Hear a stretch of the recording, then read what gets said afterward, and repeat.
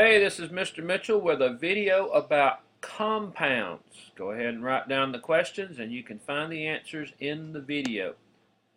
You know, we've mentioned compounds before, but just as a reminder, what are they? Compounds are when two or more elements bond. And when they bond, they form a compound. You may remember we've talked a lot about the periodic table. So when two or more of these elements bond, we have a compound. And kind of the most common example we have used in class is H2O. You have the combination of two H atoms and one O atom, the two hydrogens and one oxygen here. And that, of course, is a compound. The thing we're going to talk most about is chemical bonds. Chemical bonds are the force that holds a compound together.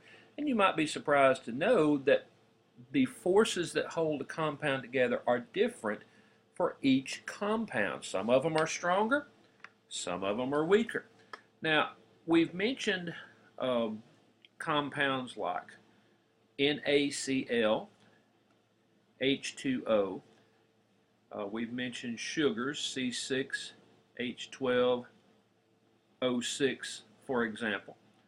These compounds we may have mentioned before, but I want to make sure we mention them now, are always going to have the same formula. Whenever you're talking about water, whether it is found underneath the surface of Mars, whether it is found in the cells of your body, whether it is found in a International Space Station, it's always going to be H2O. It does not have different proportions. We're not talking mixtures here. We're talking about compounds that always have the same proportions, and that's important. Compounds have different strengths of these chemical bonds. Now, it is the solids, and you probably could have guessed some of this. The solids have stronger chemical bonds than the liquids, and the solids have stronger chemical bonds than the liquids, and the liquids have stronger chemical bonds than the gases do. Now that you probably could have figured out, but what if you have two things that are solid? Two solid compounds. What will be the determining point as to, well, whether this bond is stronger or weaker? The point is going to be the melting point. Any solid that has a higher melting point has a stronger chemical bond than one that has a lower melting point. Say you have one whose melting point is 350 degrees. And of course you may have one whose melting point is 325 degrees. So the one that has the stronger chemical bond is the compound that melts at 350 degrees. So that's going to be the determining factor. In liquid, it's going to be boiling point. The one that has the highest boiling point will be the one that has the stronger chemical bonds than the lower boiling point. So that kind of gives you a little bit of idea about chemical bonds between compounds. Now you're going to end up finding different models of compounds. These are compound models. And you've already seen some in your book. I'm sure you even saw them before you got here. Here is a ball and stick model. Very simplistic. You have, all of these would be the H2O. You have the oxygen here, which is combined with the hydrogen and the hydrogen. These are actually measurable distances here. Now, I know we could just simply draw these, but you actually have distances here that are measurable and angles that are measurable. And it's kind of for a different class, more upper level class than this, but there actually are those. Now structural formulas look the same, but here's where you have just the written out O's and H's and whatever elements happen to be in that compound. And then you have space-filled models right here. Now the space-filled models don't account for these angles and these distances. They're more for visual appeal or visual understanding than they are for distances, which for our purposes serves us just fine. Now, it is possible to have bonded ions that are not atoms. Now, you remember what an ion is. An ion is whenever you have an electron that flew away from the atom. Let's say we have sodium here. Sodium has that just one electron, and it wants to fly away, which means sodium is going to end up being an ion many times, which has a positive charge. So since sodium wants to fill its outer shell, and I heard somebody say one time, in fact it wasn't long ago, that sodium here and all these elements on this side, all these alkali metals and alkaline earth metals, want to be like the noble gases. The noble gases have all their outer electron shells filled, 2, 8, 8, and so on and so on. Since you have sodium here that has this plus charge, it's going to want to be like these noble gases. So it is quick to gobble up an electron. And from these halogens here, these halogens are quick to gobble up these electrons just because they have a negative charge. So whenever they gobble up an electron, it's often from one of these alkali metals here. So that's why you often have these alkali metals here, which bond with these halogens here, because that way the outer shells are going to be full, just like the noble gases are full here. And I'll just abbreviate noble gases.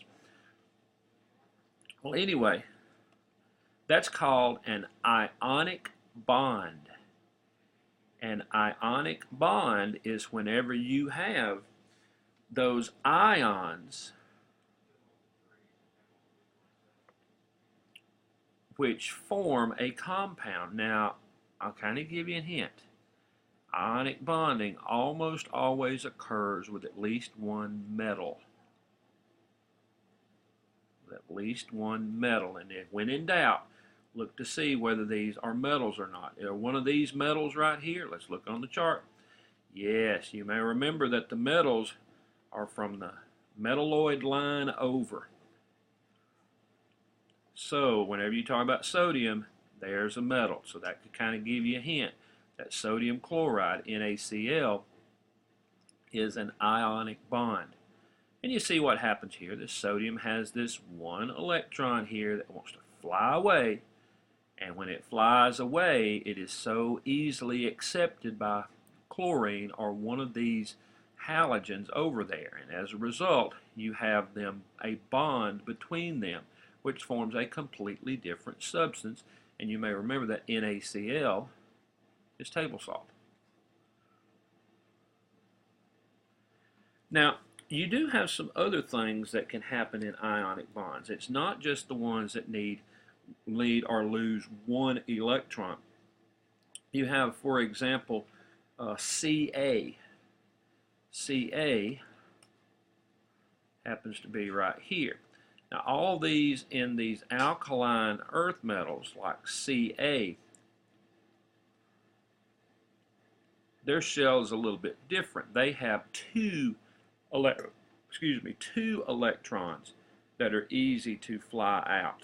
These two electrons can bond with some of these over here. Sure, it could bond with one of these columns, but in this case, it's going to bond with this fluorine here.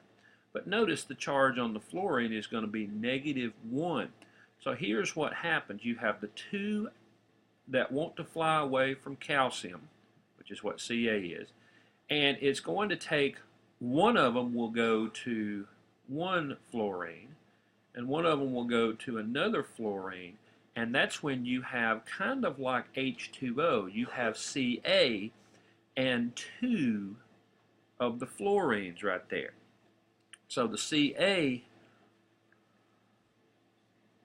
with Ca, and I guess you can label it as 2+, and the fluorine ion is just a negative there. So as a result, it takes 2 fluorine ions to bond with 1 calcium ion, and it is going to form CaF2. That's what that will end up forming. Now, here's what happens with ionic compounds. They usually have strong bonds. Their melting points are usually very high.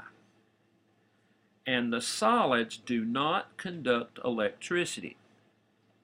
So strong,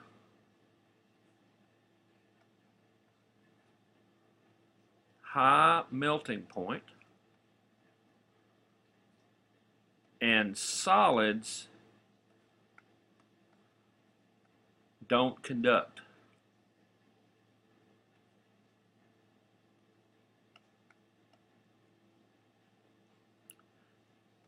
Now if you think about it, to have conducting of electricity, you normally have to have some kind of charge.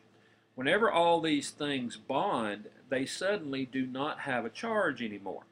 You have the +2 and the 2 negatives that cancel themselves out. So whenever calcium fluoride is bonded together, it's not conducting electricity. However, whenever they are melted, they do conduct electricity.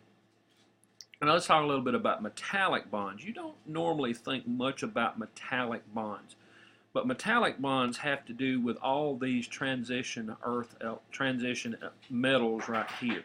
We're going to talk about zinc. These metals have kind of a different outer shells. These outer shells here are kind of made for bonding.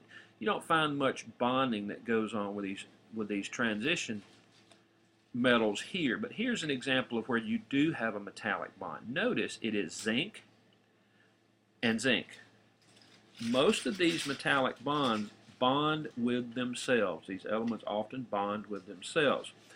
So you have the +2 bonding with the -2, and since they can move freely from atom to atom, these charges, a metallic bond does conduct electricity as a solid. Solids conduct.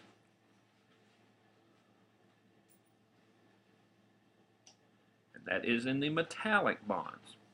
So two differences between metallic bonds and ionic bonds. Metallic bonds are often the transition metals that are in the middle of the periodic table. They often bond with themselves. I guess this is 3 differences. And they conduct electricity as a solid. Hey, I hope you have learned a little bit about compounds. And hey, don't forget to read about this in your science book.